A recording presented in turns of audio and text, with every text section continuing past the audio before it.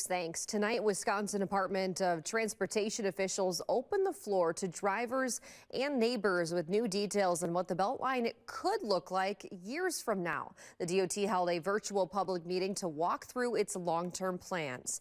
WMTV Shayna Najawan listened in on that meeting. Shayna, tell us more about what was discussed this evening. Mackenzie, this is a planning study for roughly 20 miles of the Beltline from Middleton to Cottage Grove. WisDOT's draft report lays out a preferred strategy package that could guide future environmental studies and eventually construction. No construction related to the Beltline Pell study is scheduled at this time.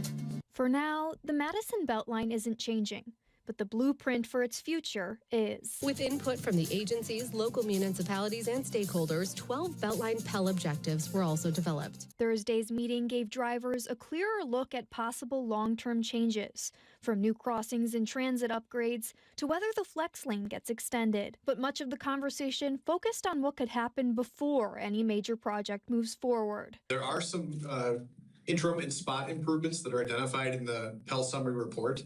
And so one of the areas that is going to be considered is the Verona Road area, westbound. The department is considering a queue warning system to give a little bit more advanced warning. Residents also pushed WisDOT on bigger what-if ideas, including building bypasses around Madison. What we found is that while both of those would carry a pretty substantial amount of traffic, they actually didn't relieve the Beltline as much as you would expect. Another concern: what consideration was made to demographic information and the potential disparities for communities near the Beltline? Who could be most affected if the Beltline expands? We did do specific outreach to some of the lower income and minority populations near the Beltline. WisDOT also highlighted what's already working. So the flex lane, it did come out of the Pell study, including the flex lane. Crashes are down about 29% from pre-flex lane total crashes. It's about a 40% reduction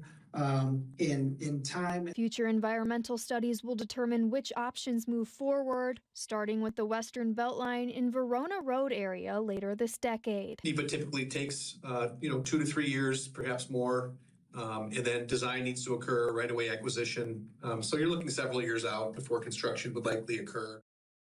So again, no specific construction projects are approved or funded as part of this study. This is just a roadmap that will guide those future environmental reviews and down the line what actually gets built. Live in the newsroom, Shayna Najawan, WMTV 15 News.